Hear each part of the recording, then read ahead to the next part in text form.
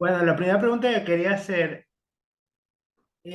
cuando hiciste Trauma, ¿qué mensaje querías dejar? Si planteabas algún mensaje o solamente lo hiciste para probarte como intérprete, para ver que tus límites están muy por encima del promedio. ¿Qué buscabas al momento de rodar Trauma? Bueno, en mi caso era un desafío de carácter actoral, obviamente, y, y, y una oportunidad muy fuera de lo común también. Entonces eso volvía especialmente atractivo el proyecto en ese aspecto. Está bien. ¿Esta película tuvo un estreno comercial en Chile o no lo tuvo? No, no llegó a tener un estreno comercial en estricto rigor. Hubo un par de Proyección. jornadas, hubo algunas jornadas en que se exhibió en la Cineteca Nacional, que es un organismo dependiente del Ministerio de Cultura de Chile, y hay una sala de proyección con asistencia de público, venta de entradas y todo, que se encuentra de hecho ubicado bajo el Palacio de la Moneda, que es nuestra casa de gobierno. Sí, sí, lo conozco. Y se exhibió el 2018 en un par de oportunidades, un par de semanas para Halloween y después otro par de semanas, no sé, en otra época, pero no llegó a tener un recorrido como por salas comerciales formal. También otra cosa que me dio mucha impresión, por así decirlo, es que no encuentro ninguna promoción de la película como tal en algún programa de un canal chileno. O sea, parece que esta película estuvo como un blackout. Es lo que me da a entender, pues. Porque busqué por... Pero, Ujú. pero cuando me dices como un canal chileno, ¿a qué te O refieres, sea, George? un canal tipo, ¿conoces Venevisión? ¿Has escuchado de Venevisión? Sí, Un Venevisión chileno que es un programa de un, variedades. un canal abierto, digamos, no un streaming No, sino no, que sí, no. un canal de emisión abierta. Ese canal que pasa verdades ocultas, no sé cómo se llama. Bueno, Megavisión. eh, Mega. sí, Antes se llamaba Megavisión, sí. Me quedé en el pasado. que Ya. lo cambiaron de No, nombre. Ok. pero es que hay un detalle también. O sea, los canales de televisión abierta, vale decir esas señales que están disponibles para cualquier persona a lo largo del país, tendrían problemas para programar una película con el tipo de contenido que tiene Trauma. No digo, no digo ya emitirla, digo por lo menos promocionarla, que haya un programa de variedades y diga, mira, esta película, la película prohibida chilena, y solo la mencionen, o le hagan algún tipo Mm, de spot. ya. Tampoco Mira, no encontré nada de eso. Entonces, debo suponer sí. que no hubo ningún tipo de promoción en ningún sentido. Mira, en general el trabajo de Lucio Rojas ha sido muy poco publicitado por los medios locales. Tiene mucha más llegada en medios internacionales que en medios a nivel nacional. Hay una mezcla de varias cosas que son como una falta de conocimiento del rubro como de los periodistas que se dedican, digamos, al ámbito de la cultura y el espectáculo, que es donde podríamos incorporar el tema del cine. Ok. Y, y nada, son espacios ya de por sí reducidos y además como que no son periodistas que investiguen tanto, como que se dedican a difundir lo que ya es conocido y a copiar y pegar contenido extranjero, pero no están muy informados de lo que ocurre a veces con las producciones locales. Se hacen algunos esfuerzos, yo no digo que no se haga ninguno, pero son poquitos, no llegan a un público masivo. Y por las mismas características de la película, en algún momento hubo un tanteo de algunos distribuidores por exhibirla en salas locales, pero finalmente desistieron. ¿Por qué? Porque la película retrata un tema, aunque no es el centro de la historia, involucra un tema que sigue siendo en Chile muy complejo y que divide muchísimo a la población. Claro, claro. Entonces también de repente pasa este tema de que es preferible obviar ciertas cosas que pueden generar una tremenda discordia. Entonces también desde ese punto de vista igual lo entiendo, pero de ninguna manera eso va a ser una limitante a la hora de decidirnos a generar contenido, digamos. Sí, sí, sí. Este, te pregunto también si este guión, bueno, el guión que se rodó tuvo algún borrador anterior o ya son básicamente, se es completa la película y no hubo cambios. El guión, una vez finalizado, no tuvo cambios. Lo que sí ocurre es que cuando se realiza un guión, muchas veces se van haciendo distintas versiones del guión que corresponden a etapas de mejoramiento y afinamiento del mismo. No es que sea otro guión, sino que pasa por muchas etapas de revisión. Y en una de las etapas finales, de hecho, el director decidió, Lucio Rojas, director de la película, compartió con el elenco principal este guión para que nosotros, desde la perspectiva de nuestros personajes, introdujéramos o propusiéramos pequeños cambios, matices o cosas que quisiéramos incorporar para un mejor entendimiento, por ejemplo, de nuestros personajes o de la trama, si es que lo considerábamos necesario. Ahora, en mi caso particular, tengo una amistad con Lucio Rojas desde hace muchos años. Nosotros somos amigos desde hace más de 2 décadas. Entonces, el guión nunca fue una sorpresa para mí. El guión, desde que fue una idea en la cabeza de Lucio hasta que fue un texto en su versión final, yo siempre lo conocí y supe también paso a paso de su evolución. Entonces, siempre fui dando aporte en realidad a lo largo del proceso, pero sí se incorporaron varios detallitos que nosotros íbamos también señalándole al director, con objeto siempre de introducir mejoras, pero hubo mucho trabajo también de lectura de guión en conjunto antes de irnos a grabar la película.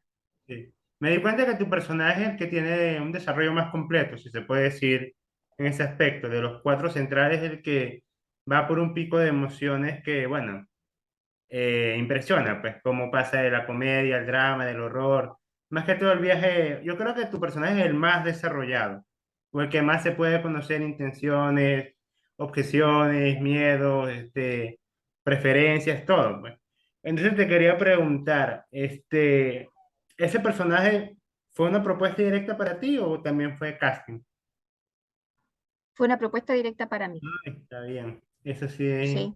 interesante. Entonces ya tenían tus dotes como actriz y te dieron la confianza, por así decirlo, el play. Sí, y para mí fue una manera de probar varias cosas a través de ese personaje, porque tal como tú señalas, yo diría que el protagonismo femenino de la película en realidad no recae en los hombros de una sola actriz, sino que está diluido entre las cuatro principales protagonistas femeninas. Entonces, eso es bien interesante porque es bastante coral en ese sentido la película.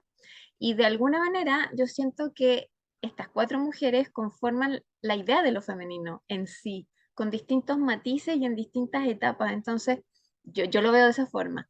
Pero siento que efectivamente, bueno, y no solo lo siento, lo he comprobado, el personaje de Julia se lleva mucha atención precisamente porque tiene una variación de arcos dramáticos que hace que sea muy recordable.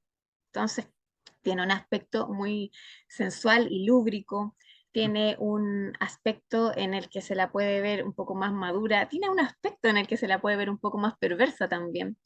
Y luego tiene un aspecto en el que se la puede ver luchadora y finalmente también se la ve en una situación eh, de maltrato, ¿cierto? Muy brutal, que también es muy recordable en la película. Entonces, las distintas fases que experimenta el personaje quedan bastante como en la psiquis de los espectadores y por ese motivo a mí me ha traído en ese aspecto mucha atención el personaje y yo lo agradezco porque ha sido también interesante eh, verlo y recibir impresiones de la gente, eh, comentarios y que te recuerden, digamos, por ese personaje. O sea, como que se volvió bien icónico dentro de lo que es la película en sí. Sí, sí, es bastante icónico. Algo que me llamó también la atención, bueno, ya viendo más tu carrera, creo que te has enfocado más en el cine y muy poco en televisión. Eso se debe más ¿a qué se debe esto? ¿Que tienes más propuestas en el cine? ¿A que te gusta más un medio que en el otro? No sé si nos puedes explicar un poquito, comentar algo.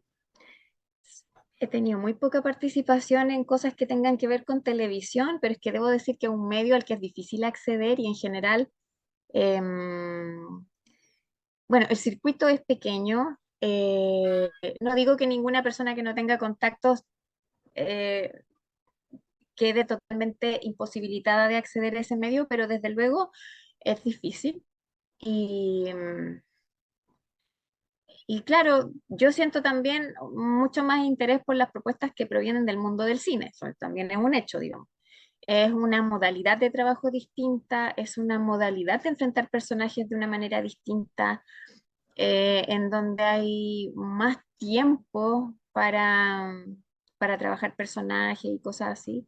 Ahora, una propuesta televisiva interesante obviamente me gustaría, pero tampoco he llegado a tenerla, así es que por mientras me concentro en el mundo del cine, donde al menos sí tengo acogimiento de un cierto espacio. No, sí, veo que ya has hecho muchos trabajos y bueno, Dios mediante vas a conseguir más trabajo este 2023.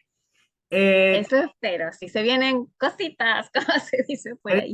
veo que Chile y Argentina ya volviendo al género del terror y más que todo del terror, no sé si se le puede llamar esto gore, slasher, si se le puede llamar una mezcla. Yo he visto muchas películas y sé que es horror, pero categorizarlo así slasher no me atrevo todavía. George, ¿puedo hacer un paréntesis? Es que, bueno, como vi que entrevistaste a Clara Kovacic también en tu canal, yo quería preguntarte si tú eres un fan del horror, porque no me quedó tan claro, pero quería como también indagar sobre eso. ¿A ti te interesa particularmente, por ejemplo, el cine de horror? Fíjate que como entrevisté a Clara, sí, sí me ha interesado.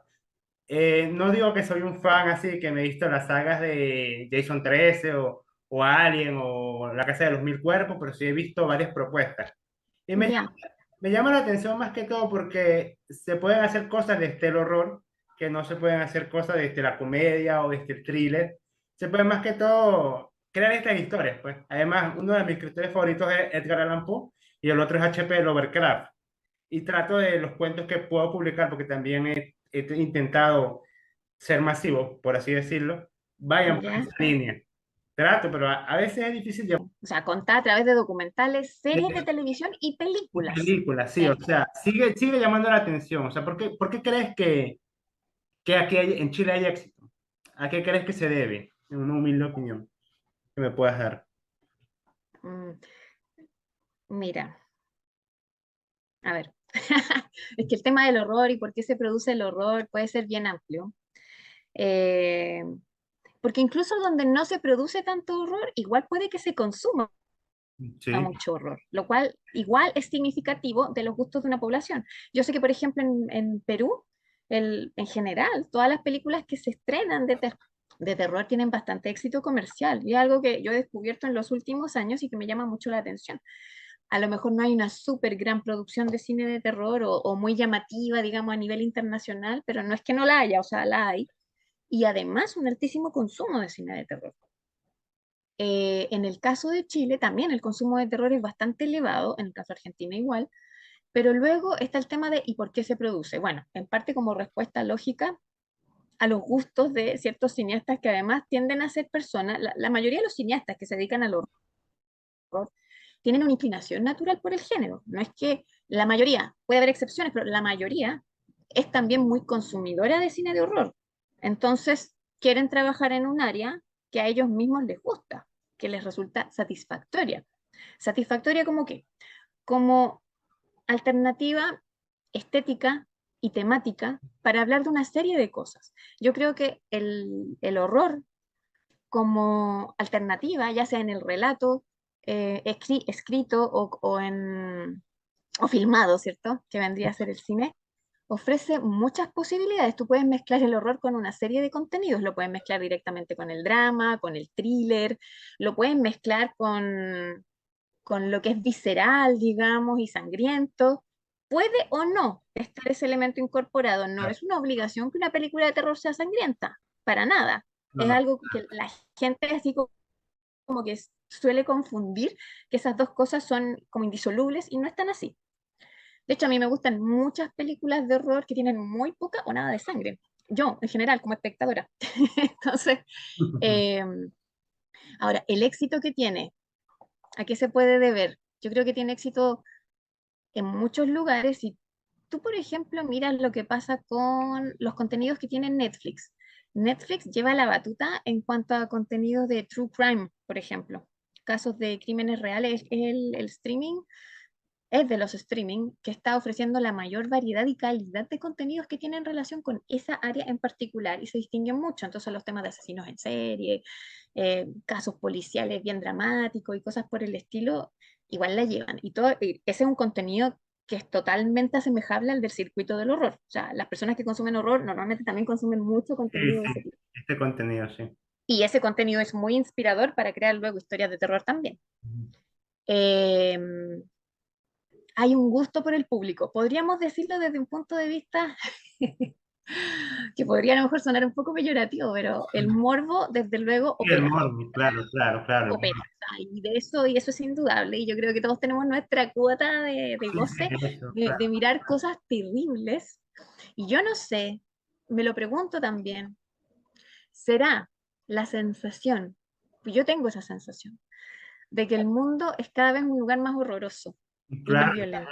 claro, Yo claro. tengo esa sensación y yo no sé si de repente la gente necesita observar cosas cada vez más horrorosas Sí, y terribles exorciza sus, para, para sus sentir pecados, que ¿no?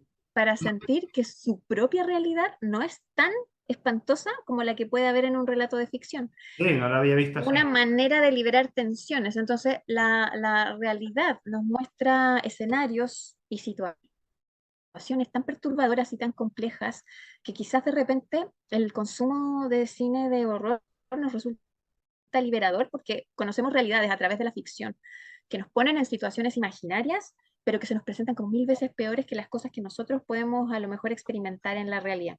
Y eso sí es que somos muy afortunados, porque tengo clarísimo que cuando uno representa una escena de terror, sin importar el matiz que tenga, yo creo que la parte más horrorosa de enfrentarla es pensar que existe algún lugar en el mundo donde esa situación Sí, es está cierto. ocurriendo, pero es real. Pero Ahí viene mi otra pregunta. Yo sé que el cine no está para educar, ¿no? El cine está para entretener y es un contenido que se consume. Ahora, ¿no crees que a futuro, para, vamos a decir, para que esta sociedad no colapse o no termine, solamente es una opinión que te estoy pidiendo, ¿no crees que ujú, debería enfocarse un horror sobrenatural que te haga alejar de situaciones reales? Por ejemplo, este director que lamentablemente falleció, que hizo esta serie Mil Colmillos, a mí me gustó. ya, Mil ya, Colmillos fueron 7 capítulos que lo consumí en 2 días y medio. Me llamó la atención porque era de los mitos, de los ritos, de las tradiciones antiguas y porque era algo sobrenatural, algo que no podías tener punto de comparación, que te divertías así, te divertías porque llegaban las bestias y mataban a la gente, mataban a los soldados y hacían una carnicería. Entonces, claro, al final como que exorcizabas o mirabas eso, "Ah, mira un demonio". Claro, lamentablemente con estas situaciones como el trauma que pueden darse en una situación específica, en un país específico de otro tipo de orden. Por eso la pregunta es, ¿no crees que sería mejor hacer este tipo de horror cósmico, sobrenatural? Sabiendo que, obvio, como creadora tú no tienes responsabilidad de nada, tú haces un contenido que se consume. Eso es todo. Y es mm. propuesta de ficción. No creo que sea mejor hacer un contenido que el otro, eso para empezar. Creo que hay distintas alternativas y, distintos modos de enfocarlo, que pueden o no incluir el elemento fantástico. Ahora, si tú me preguntas desde el área de la producción y de los costos que puede tener, muchas veces enfrentarte al imaginario fantástico supone que te tienes que enfrentar a un proceso de creación de espacios, escenarios y personajes que es de más difícil elaboración. Ujú. Por lo tanto, va a requerir un costo adicional. Vas a introducir más efectos especiales, vas a introducir una serie de cosas que pueden encarecer una producción. Y a veces enfocarlo desde el punto de vista de lo realista es un poco más Ah, claro, accesible vale, que lo vale, otro. vale. Entonces, desde ese punto de vista, de repente es más abordable una producción que no requiera el aparataje de lo fantástico, porque además, hay que decirlo, o sea, el mundo es muy competitivo, el espectador no perdona, y el espectador está acostumbrado a ver súper grandes producciones que llegan inmediatamente a sus pantallas y que puede ver a través de toda clase de medios, digamos, distintos canales de streaming o pirateo o lo que sea, pero el espectador está súper contaminado en el mejor sentido, digamos, de imágenes y de producciones de muy alto calibre, digamos, en cuanto a su aparataje de producción. Y cuando lo compara con otro tipo de producciones, no perdona diciendo, oye, pero es que esta es una producción de bajo presupuesto y no puede competir con este tipo de contenido. Simplemente dice esto es bueno, esto es malo, esto Listo. es una porquería, mira esos efectos. O sea, digo, el espectador promedio, porque igual hay un espectador que también está súper encariñado con el mundo del cine, independientemente de que no participe activamente, digamos, generando contenido, sí lo he estudiado, de hecho, un espectador muy culto del cine de horror, sí lo ha estudiado, sí establece comparaciones y sí tiene muy claro que en distintas latitudes no contamos con los mismos medios de producción. No, No podemos comparar lo que estamos haciendo en Latinoamérica o en Sudamérica con lo que están haciendo los gringos. no, Y aún así, si te fijas bien, ellos tienen una variedad de estándares de producción que es impresionante. O sea, pucha, tienes desde, no sé, películas al estilo de lo que hace Guillermo del Toro, ¿cierto? Con el mayor nivel de producción y cuidado y belleza estética, hasta cosas como, no sé, Sharknado y todo lo que viene por debajo, ¿cierto? Las lo producciones de tipo sci-fi, sci-fi, lo que llevas. claro, tipo sci-fi, digamos que les da igual que los efectos digitales sean lo que les interesa es como una historia que entretenga, tampoco hay mucho esfuerzo puesto en el guión, pero un nicho igual hay, porque igual hay gente que se entretiene viendo esa historia y hasta a veces se entretienen de lo bizarras y ridículas que son. Entonces, hay nicho para Para todo, todo, sí, para todo, para todo. pero en el caso nuestro, por ejemplo, si tú me preguntas por el tema de la introducción de lo fantástico, es algo que como equipo hemos querido incorporar hace mucho tiempo y era un tema de recursos económicos los que nos ha impedido poder hacerlo antes. Ujú, Y no es que ahora los recursos estén sobrando, pero por ejemplo en la última producción que estamos desarrollando, que se llama Profanía, cuyo rodaje acaba de finalizar ahora hace una semana, un par de semanas, ujú. estamos abordando el realismo junto al universo fantástico. O sea, ya llegamos al punto de mezclar ambas cosas. Eh, Obviamente tenemos que hacer muchos de estos apartados con cierta mesura, pero ya se ha introducido en nuestra producción, es decir, los años de circo eh, que tiene nuestro director Lucio Rojas, también van dando sus frutos, en el sentido de que se va puliendo como director y como guionista el mismo.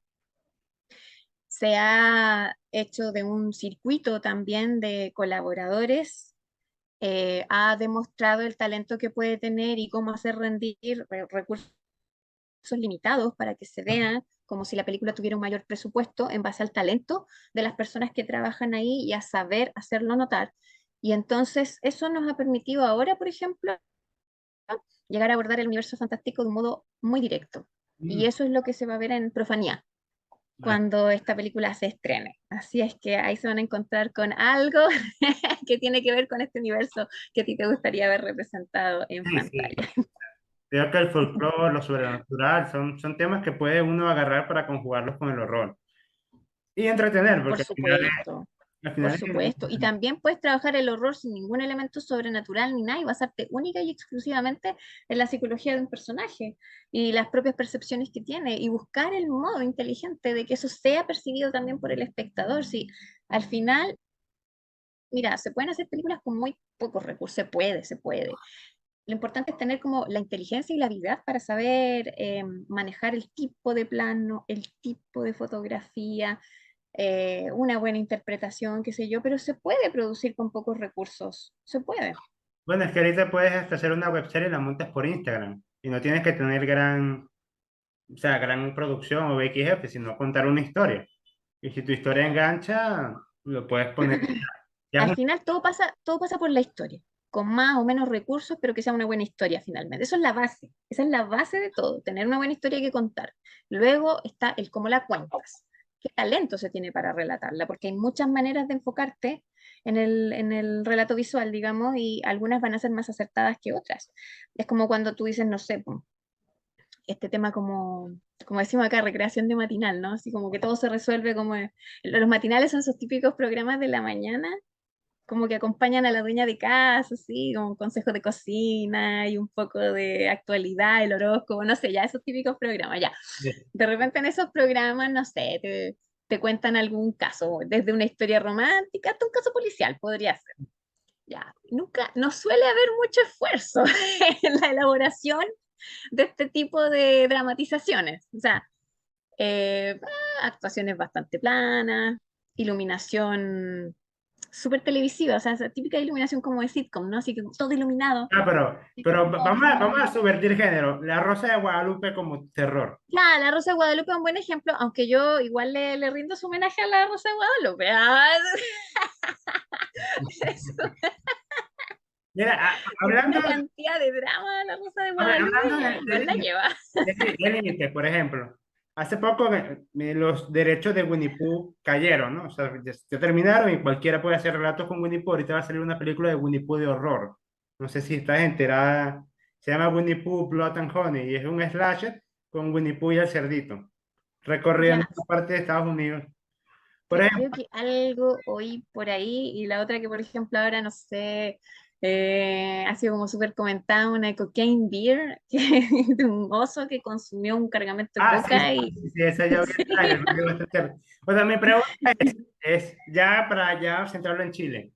¿Tú harías una película de un condorito mutante? de un condorito mutante. Sí. Que vamos a decir que tiene los derechos de Condorito, no sé de quién. Ya, claro, claro. Y O hace sea, no veo por qué no, o sea, podría ser interesante, podría ser interesante. que Condorito baje del cadre y empieza a agarrar mujeres, y hay un grupo de gente y empiezan a disparar. Que No, sea, de ver, si yo creo, es que cualquier argumento puede llegar a ser interesante, o sea, habría que ver qué onda el guión, qué posibilidad de hacer una cosa más o menos interesante desde lo visual, qué sé yo, pero fíjate que me pareció una muy buena idea la que planteaste tú cuando ahorita mutante. y traes a Cristian de la Fuente para que haga otra vez en la voz de Pepe Botella. Entonces, es un universo compartido. Es un multiverso chileno. Un multiverso. Multiverso. Sí, no, no sé, yo creo que el cine da para mucho, se puede trabajar todo tipo de cosas. Hay muy buenas películas que mezclan el horror con la comedia, por ejemplo, Ujú. y que son buenas. No sé, por ejemplo, el caso de What We Do in the Shadows, esa de los vampiros, lo que hacemos en las sombras, que también tiene una serie de televisión. Yo vi la película hace unos años y a mí me gustó muchísimo y me entretuve muchísimo. A mí me encantan los vampiros, son como mi criatura fantástica predilecta, desde que era chica. Entonces, como que en general siempre me gusta ver a los vampiros en situación como seria. Pero, por ejemplo, cuando vi What We Do in the Shadows, vi todos los prototipos clásicos de vampiros representados a través de la comedia y el humor negro. Y creo que sí es una representación realmente muy divertida de cada uno de estos prototipos. Entonces, eh, cuando hay inteligencia en un guión, en realidad se puede hacer cualquier cosa. Bueno, entonces ya espero Condorito para el 2024, entonces. En una de esas, aunque hay otros proyectos que están en la cola primero. ¿Qué nos puedes adelantar aparte de profanía? Claro, supongo que esto es como Netflix, ¿no? Que hay un contrato de confidencialidad y no puedes revelar mucho. ¿Qué no puedes Sí, revelar entonces? de hecho, si hubiéramos hecho esta entrevista en diciembre, o sea, antes del 20 de diciembre, Mm. no habría podido ni siquiera mencionar el nombre de Profanía, porque el nombre se reveló públicamente una vez que finalizó el rodaje. Entonces ahora sí ya salieron notas de prensa y ya lo podemos comentar, pero, pero hubo una, bueno, no sé, previsión de dar esa información hasta que se concluyera el rodaje. Pero ahora sí, pues ya salió como el argumento en líneas generales, han salido algunas fotos de rodaje en prensa y también el título de la película. Fotos de mi personaje no se han revelado ni se revelarán durante un buen tiempo, porque mi personaje obedece al universo del mundo fantástico dentro de la película y no quieren adelantarlo hasta dentro de un tiempo más. Así es que yo tengo prohibición y todo mi equipo tiene prohibición de mostrar y publicar fotografías que muestren a mi personaje. Bueno, pero así en líneas generales, para este año, ¿qué tienes? Aparte Mira, de compañía. este año estoy en la preproducción de una película con un director joven que se llama Ramón Poveda. De hecho, en poco tiempo más va a salir un teaser promocional. Ujú.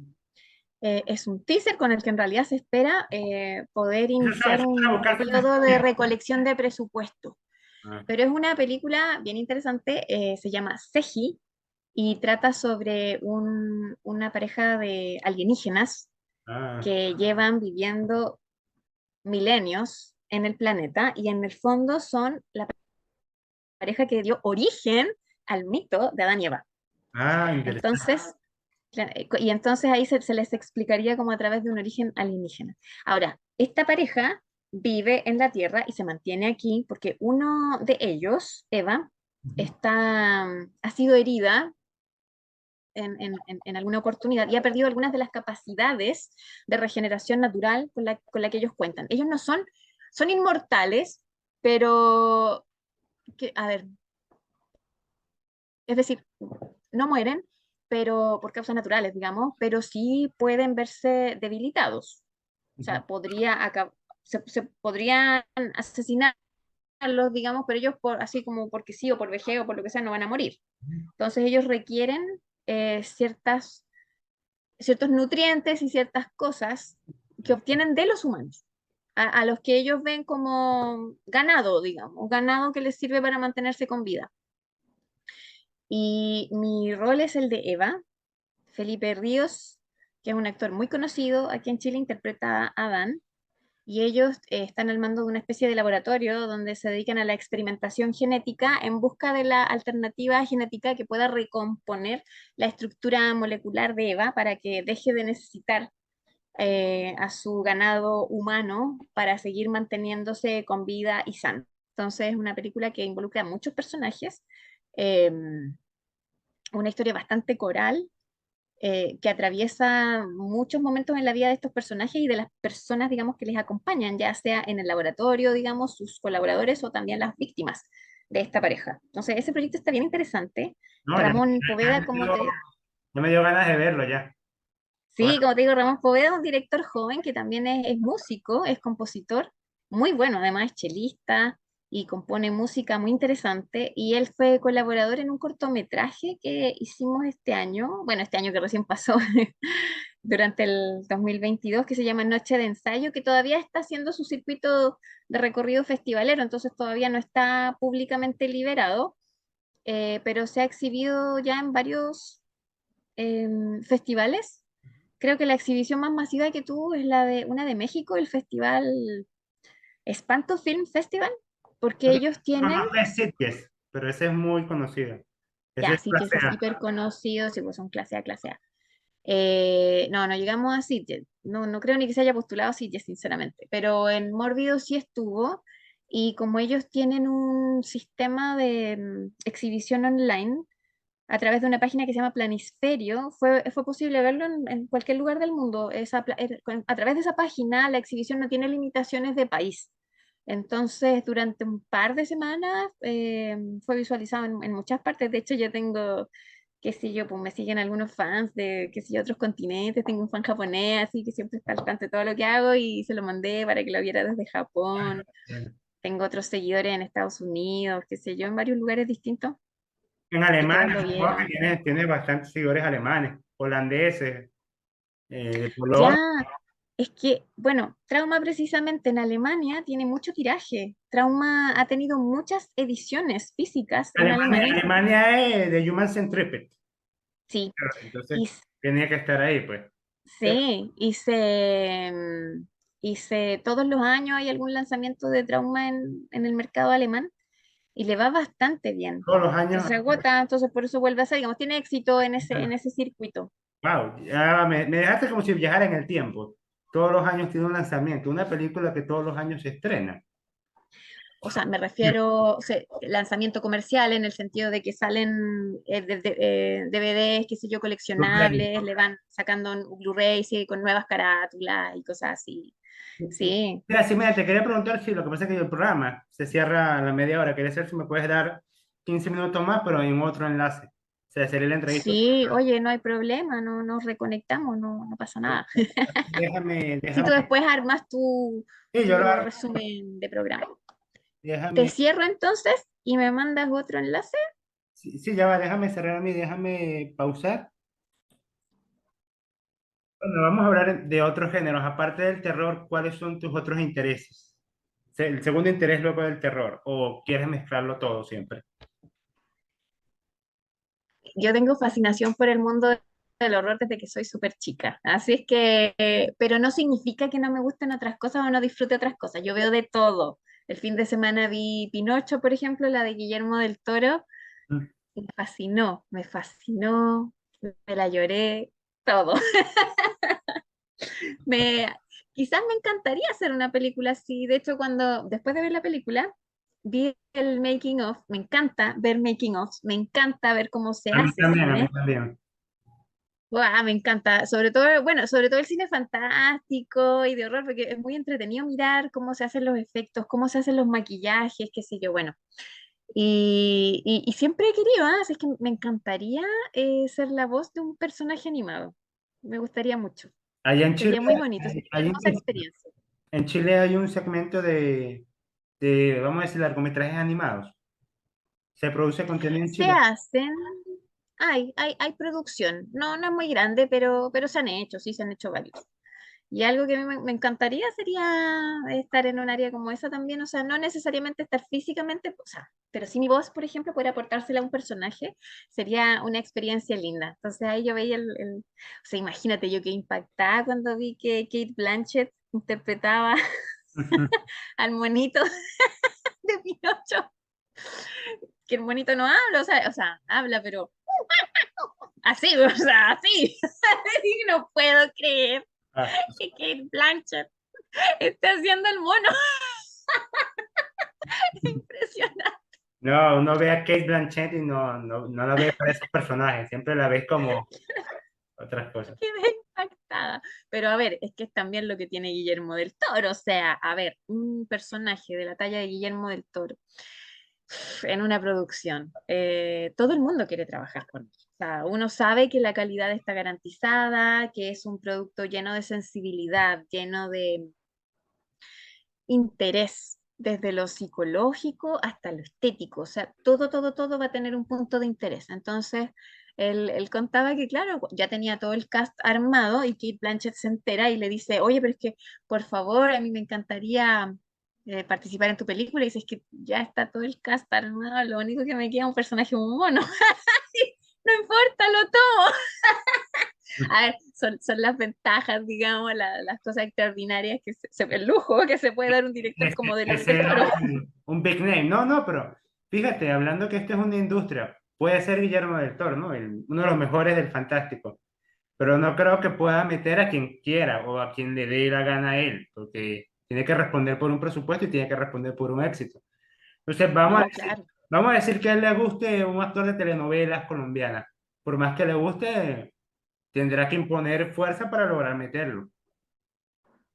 Digo yo, O sea, es mi opinión, ajena, pues ajeno a la industria. sí, o sea, bueno, Guillermo el Toro hoy en día es un Midas del cine, o sea, se mueve en la industria con un nivel de respeto Por ejemplo, que yo creo que a quien él quisiera introducir, él podría sin no, no, dramas. él utilizó a un actor que ya falleció, que es el argentino Federico Lupi, no sé si lo has Sí, escuchado. sí, sí, sí. Él lo introdujo, él lo utilizó en Cronos, lo utilizó en el laberinto del fauno y en el espinazo del diablo. Trabajó 3 veces con él, pero obviamente no se lo pudo traer al mercado anglosajón porque no lo conocen ahí, pues. Ah, bueno, es que claro, esa era la época en que Guillermo del Toro estaba introduciéndose en el mercado anglosajón, pero hoy en día es un consagrado, hoy en día. Pero claro, cuando recién llegó a hacer su primera película, todavía no. O sea, ya tenía al mercado español y con mucho éxito y respeto, evidentemente, por esas películas, pero el mercado anglosajón tiene características propias. Además, tú sabes que el mercado anglosajón tiene esa típica cosa que es muy absorbente, o sea, como que todos necesitan reformularlo para que sea consumido por su propio público, que además es un público muy significativo porque son muchos Claro, millones. bastante. Es como, bueno, es como que tuviera ya el resto del mundo o Estados Unidos y son la misma cosa Sí. en cuanto a dimensiones de público. O sea, yo creo que a Guillermo del Toro a lo mejor estoy pecando, estoy haciendo una herejía a lo mejor, pero vamos a lanzarla. Yo creo que a Guillermo del Toro más le funciona en Gringolandia Hellboy que el laberinto del fauno. A mí. ¿Cómo, perdón? Yo creo que a Guillermo del Toro le funciona más Hellboy que el laberinto del fauno en Estados Unidos. O Hellboy que el espinazo del diablo. Yo creo que Pero le funciona, le ¿qué vende quieres más. decir con le funciona más? ¿Te refieres Ya, a qué? le vende más. Tiene más público Hellboy. ¿No sabes cuál es Hellboy?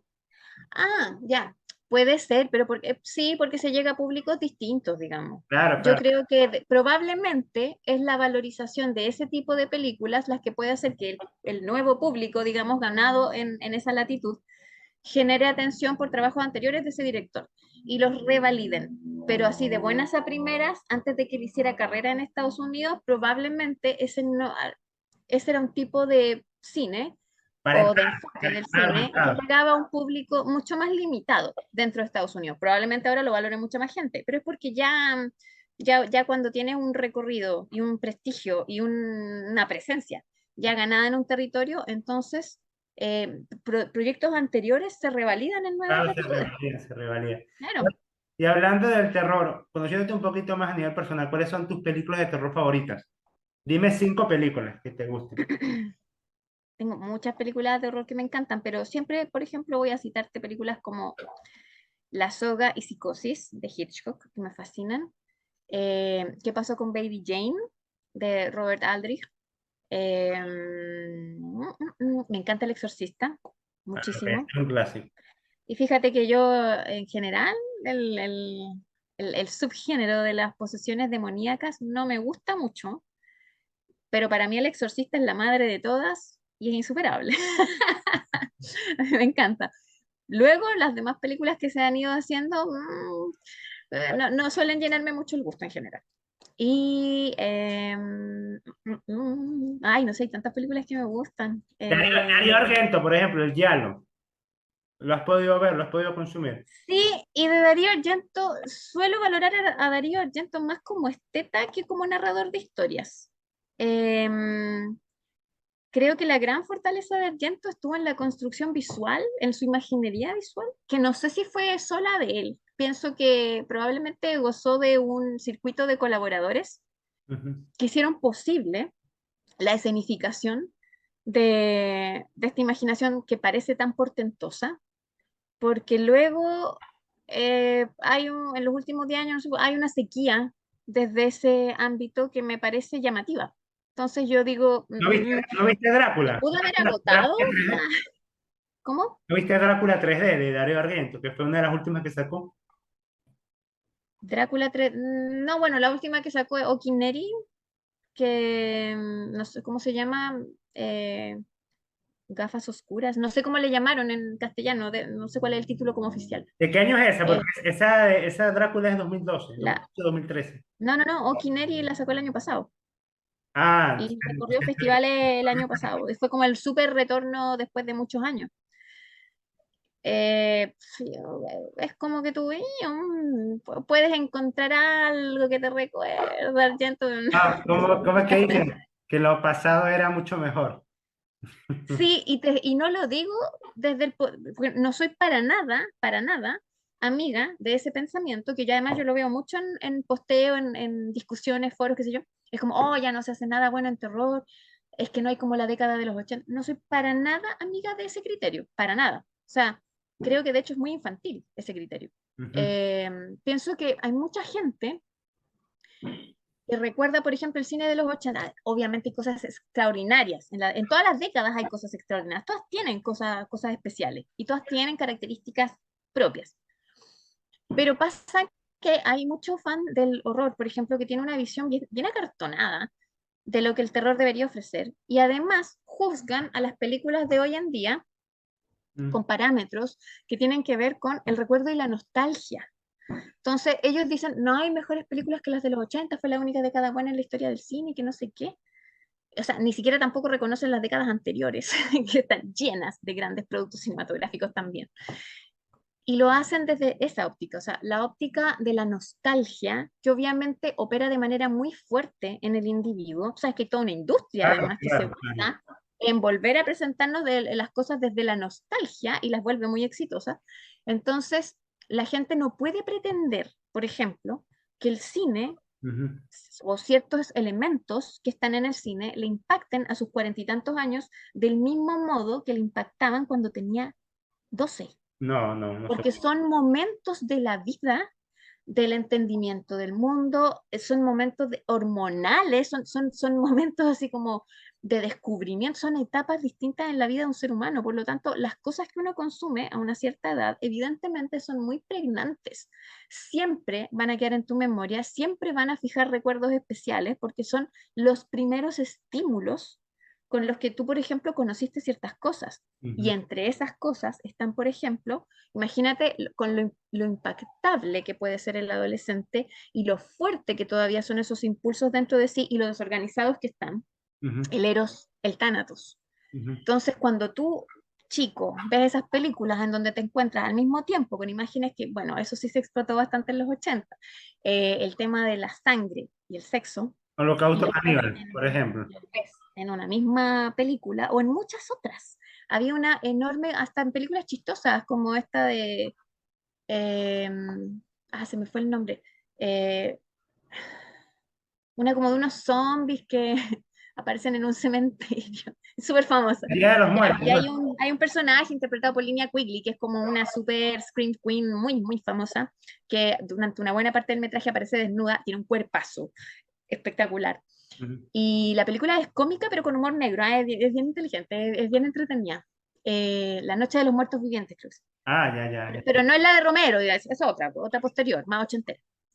Ah, Eh, el retorno de los muertos vivientes, The Return of the Living Dead, eso. sí, sí. Ya, entonces tú, a lo que voy es que se explotó mucho, ¿cierto? En los 80. Yo creo que eso es lo que hace que mucha gente, como entre sus treinta y tantos y sus cuarenta y tantos, alegue tanto que el cine ya no es lo que era, porque claro, fue algo que se explotó sin límites en esa época y luego vienen otros momentos históricos con otras demandas sociales Claro, también. claro, El claro. cine lo va reflejando y son cosas distintas. Entonces la gente a veces se fija fija en su memoria y con nostalgia y con cariño, y es normal, Ujú. ciertas cosas y no es capaz de entender que igual esa etapa ya la pasó, ya creció, el mundo también ha cambiado, el mundo se mueve Se en mueve, claro, distintas se mueve, se direcciones mueve. y no, no, nunca vas a volver a sentir eso mismo porque tampoco tienes esa edad, no estás en ese momento histórico de tu propia existencia. Entonces, ese es un tema que es interesante, por ejemplo, de tratar respecto de la nostalgia y qué le pasa a la gente con la nostalgia. Pero yo cuando chica, por ejemplo, tengo más recuerdos como ya de cine ochentero y de harto cine como de los 70, Ujú. porque era algo que cuando yo era chica todavía se mostraba mucho en televisión. Em, yo durante mucho tiempo, durante muchos años de mi vida, no tuve acceso así como a ver muchas películas de videocassette, por ejemplo, y cosas así. Entonces yo me nutría en general de lo que veía en televisión abierta, Ujú. no había internet. Entonces yo leía mucho a veces sobre cine Ah, en interesante. revistas, en medios escritos y cosas así. Entonces yo a veces sabía mucho de películas que nunca había visto. Ah, mira, yo te entiendo Y porque que empecé a ver más grande.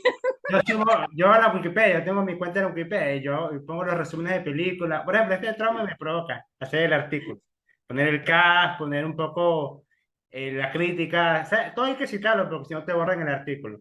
Voy a ver si a futuro sí lo edito y lo monto, pues. Y es de dominio público, cualquiera puede editarlo, cambiarlo, eliminarlo, agregarle otras cosas, lo que sea. Pero te entiendo por eso, las ganas de crear, pues de crear, de saber, de conocer, de experimentar. Sí, o sea, antes del internet, pues no, ¿cómo no? ¿Cómo no? O sea, no sé qué edad tienes tú, George. ¿Cuánto me calculas? No sé, te calculo como unos 38, No, más joven, un pelín. Gracias, bueno, me llamaste viejo, pero soy más 35, joven. Soy 32. 32, ya, ok. Yo tengo 42. O sea, yo nací el 80.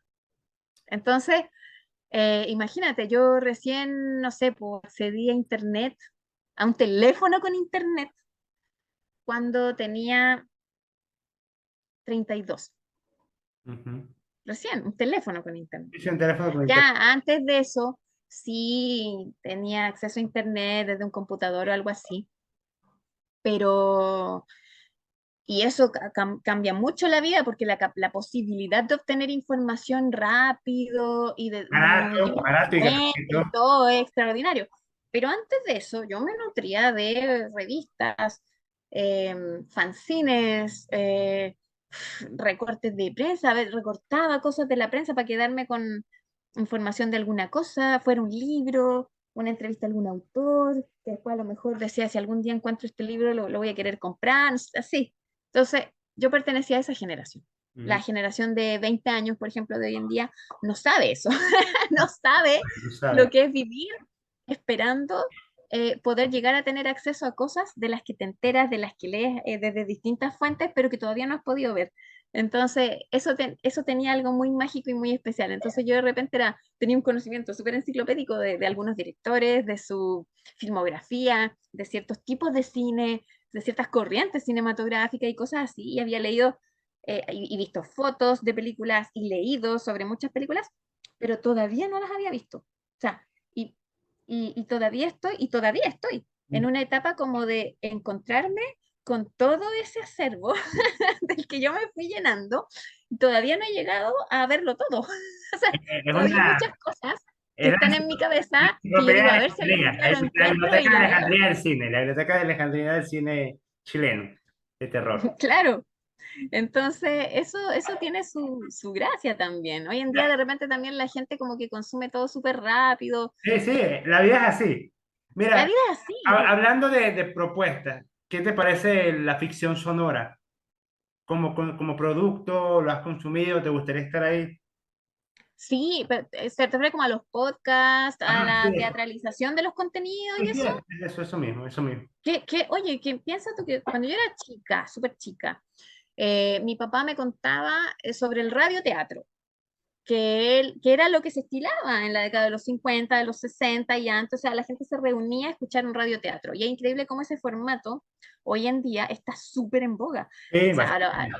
que sea a través de medios electrónicos no hace ninguna diferencia. O sea, el tipo de contenido es lo mismo, digamos, la dramatización sonora, donde tú Sonora. te vas imaginando todo. Yo creo que hay un público nuevo Nuevo, hoy es en nuevo, día es nuevo, es nuevo. que descubrió lo impactante y emocionante que es que tú escuches el relato y tu mente haga el trabajo de imaginar todo lo que acontece. Yo encuentro que es hermoso que esté nuevamente en boga. Es un área en la que me encantaría incursionar, me encantaría, como te digo, tal como me parece que darle voz a un personaje animado sería espectacular, pues lo mismo me pasa con el tema de la narración oral y la dramatización a través Por de ejemplo, podcast o lo hablando que del sea. podcast del grupo Prisa, Podium se llama la plataforma, no sé si la conoces. En España, La ubico, sí, sí. yo he consumido más de 7 audioficciones y son de una calidad que tú te quedas, o sea, yo me quedo maravillado.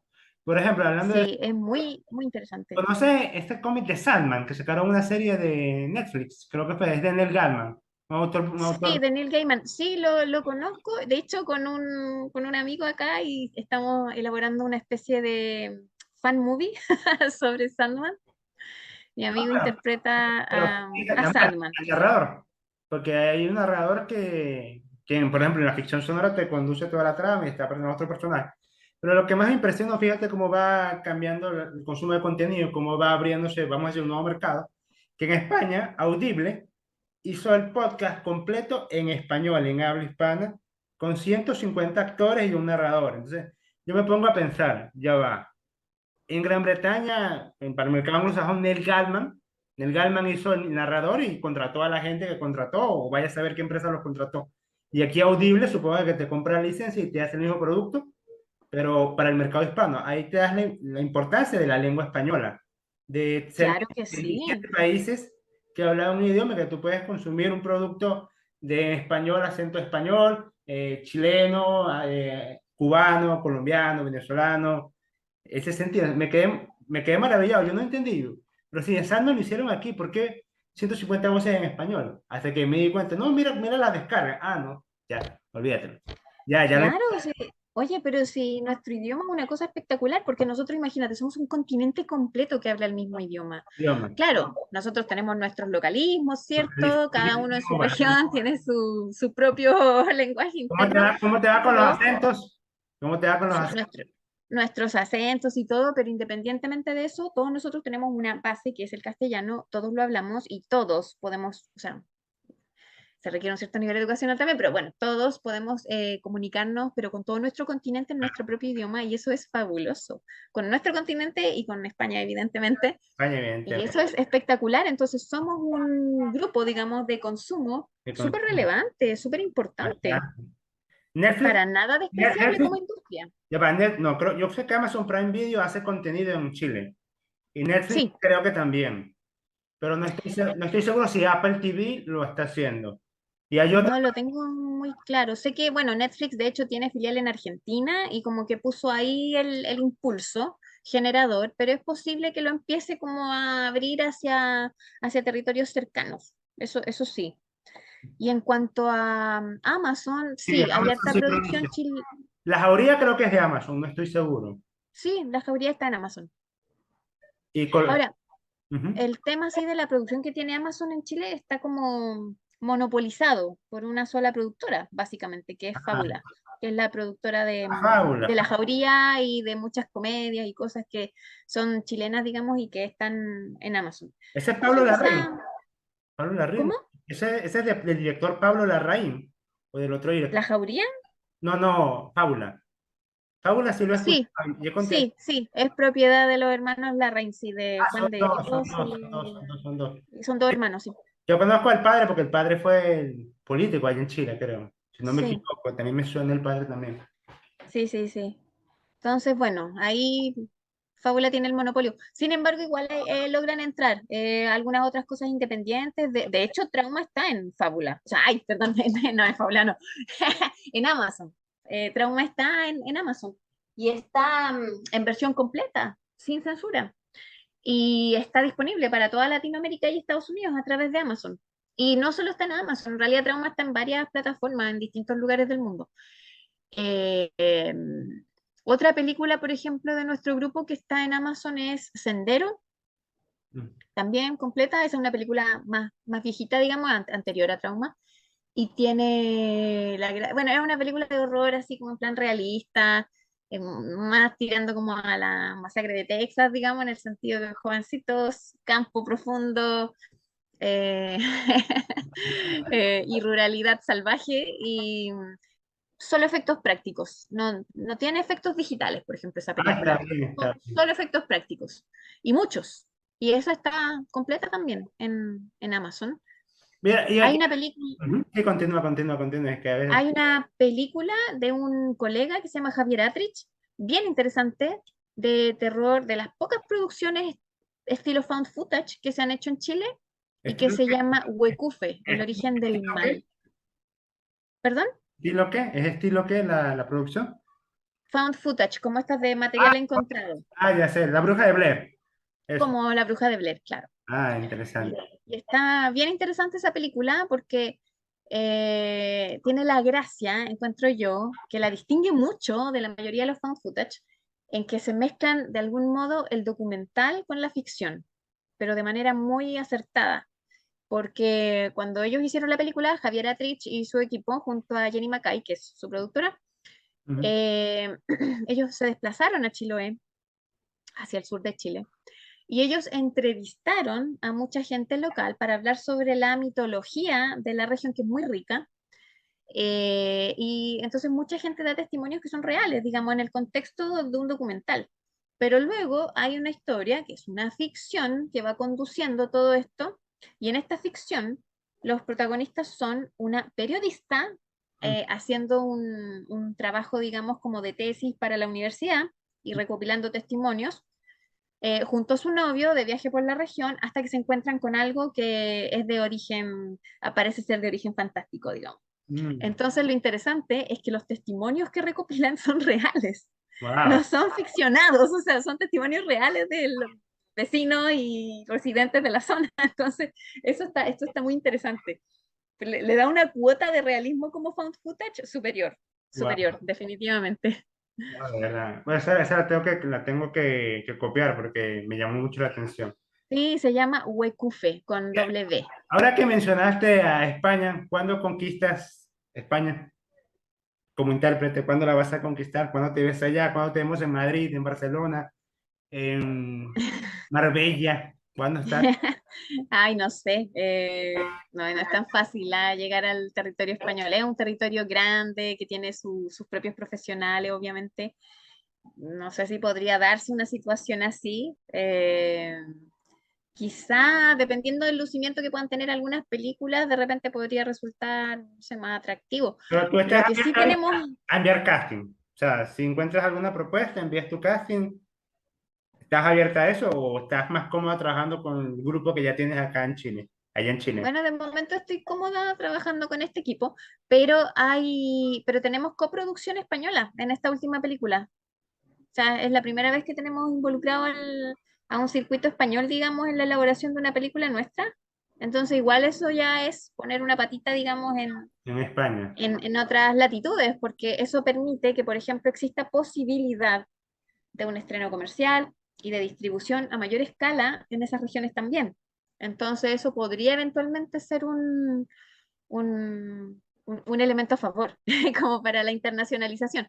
Podría no serlo también, se da igual, lo importante es que se hagan buenas películas y que uno lo pase bien, eso es lo más Y importante.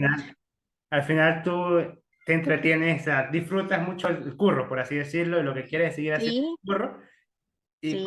con las mejores ideas que se pueden. No, no piensas tanto en conquistar un mercado anglosajón, estar un pie en Londres. No, no estás ahorita en esta época de tu carrera. No te llama la atención. Mm, es que no se trata de si llama la atención o no, es que, mira, voy a serte súper sincera. Yo igual tengo 42 años, tampoco soy, pucha, un intérprete de 20. Y tengo súper claro que el mercado está más limitado para una mujer de mi edad que para una más joven. O sea, igual, es una realidad, no es... Entonces, claro, eh, no sé si pudiera darse alguna alternativa, digamos, a mayor escala, sería espectacular, pero no vivo así como soñando muy fantasiosamente con Esta eso. es la Prefiero fantasía. concentrarme en las cosas reales, Claro. lo que tengo al alcance de la mano, donde puedo ser productiva, donde puedo poner mi granito de arena y disfrutar eso. Que eso pueda generar algo a futuro, hombre, una posibilidad siempre hay, nunca una certeza, nunca en este Bueno, negocio, nunca hay una certeza para nada. Hay cosas donde uno pone mucho entusiasmo, mucho esfuerzo y no rinden los frutos que uno creía. Pasa lo contrario también, o sea que de repente hay cosas que se disparan y uno no entiende por qué. Entonces, es muy caprichosa esta industria. No, no se sabe eh, a ciencia cierta qué es lo que va a ocurrir con las producciones. Entonces, por eso es más importante enfocarte en pasarlo bien y en hacer el mejor trabajo posible, en buscar los mejores circuitos posibles también, porque te va a dar más garantías, digamos, pero es un trabajo de largo aliento, o sea, que se construye de a poquito. No es fácil hacer cine en nuestras latitudes, no es nada fácil. Entonces, ya lo que yo he podido hacer hasta ahora, estando en Chile, es bastante, es bastante. considerando todas las limitantes que tenemos aquí. Ninguna de nuestras películas tiene, por ejemplo, presupuesto estatal, ninguna, apoyo estatal. Y eso ya es una rareza de producción en este continente porque, e incluso en otros continentes, porque en general, a nivel estatal, hasta en Corea hay presupuestos enormes para financiar la industria cinematográfica y hay interés puesto en el desarrollo del cine de género. Y son, imagínate en Corea, o sea, señeros en cuanto a producción de cine de género que Sí. tiene relevancia a nivel mundial. En Chile eso todavía no ocurre. Aparentemente está empezando a gestarse el interés porque se está viendo que comercialmente puede ser muy rentable y que hay mucho interés del público por Claro. consumirlo, pero durante mucho tiempo ha sido una industria bastante mirada en menos, o sea, un segmento de la producción que no se ve como algo serio. Yo creo que hay mucha ignorancia respecto de pensar que el cine de terror es solo eso, o sea, tripas, sangre y poco esfuerzo intelectual, y no es así. Ok, claro, como vamos a decir lo que pasa con la ciencia ficción, la literatura, que con el thriller negro dice que eso no es literatura. Vamos a decir una novela como un clásico de Balzac, la gente te dice que eso sí es literatura, pero lo que produce un chamito de 30 años ciencia ficción, no, eso no lo es. Es Sí, como ya. una lucha, Ese, una lucha. ese prejuicio snob que opera en la literatura muchas veces y para muchos circuitos, también opera en el campo de la industria cinematográfica. Pero yo Entonces, hay mucha gente que ve como literatura menor el horror y también hay mucha gente que ve como cinematografía menor el horror. el cine de género. Y yo creo que el cine de género es riquísimo y tiene de todo. Tiene producciones de muy alto nivel y no me refiero en el sentido de el dinero que está puesto en la producción. Me refiero en el sentido de la riqueza en cuanto a análisis y develamiento cultural que puede tener, por ejemplo, una película. Y eso ha costado mucho que se entienda. Entonces, a mí, por ejemplo, como alguien que está metida en esta industria que le Ujú. interesa el desarrollo de esta área y que cree que puede ser un verdadero aporte a nivel cultural, me interesa muchísimo que los exponentes del terror sean capaces de defender nuestra industria, Mm. no desde la palestra del friki fanático, eh, que no tiene la capacidad de interactuar con otros circuitos y que no sabe entender el aporte cultural y el interés psicológico, estético y de investigación histórica incluso que puede haber en la elaboración de una película de terror, por ejemplo, como lo puede haber en un libro, en un ensayo, Vaya, no, orientado al mismo no lo tema. no lo había visto así, fíjate.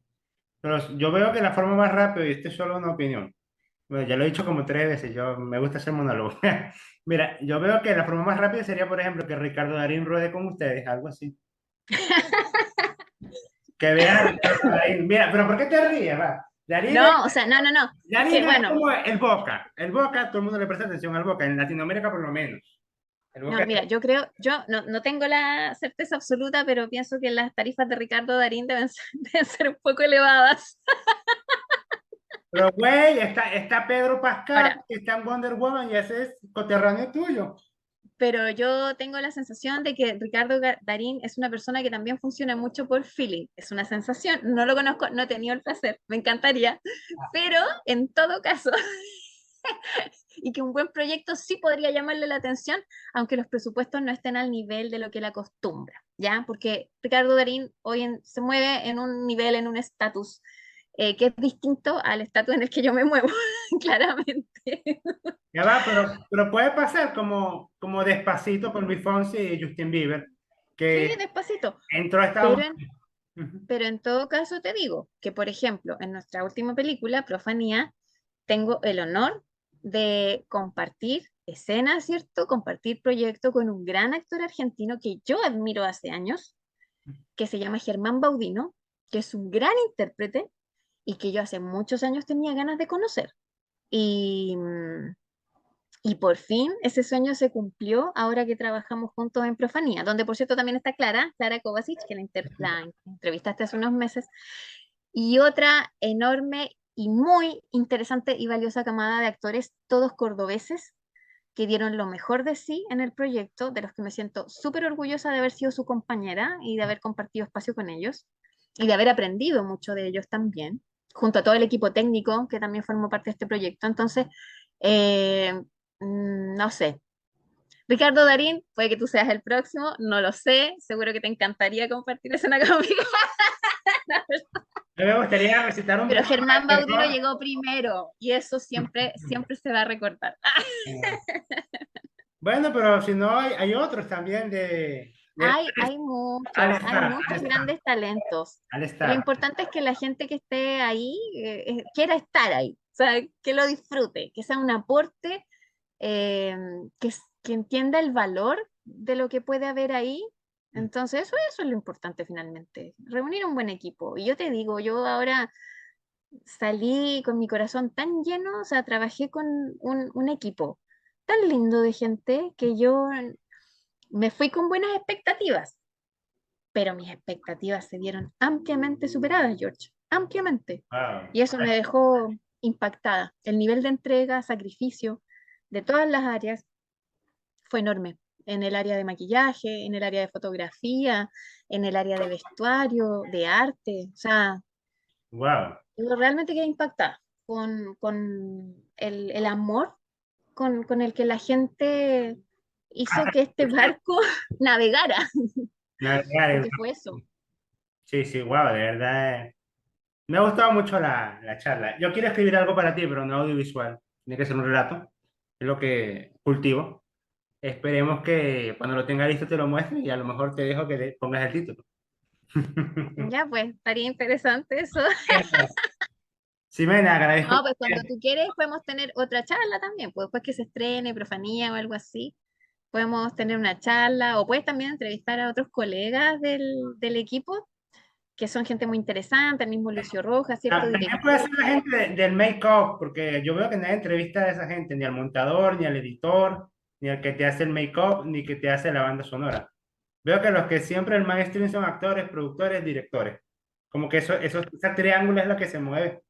Y está en los otros trabajos que uno no lo ve. Pues a lo mejor uno lo ve en la película, pero no se pone a detallarlo, que también hay un O trabajo de ellos.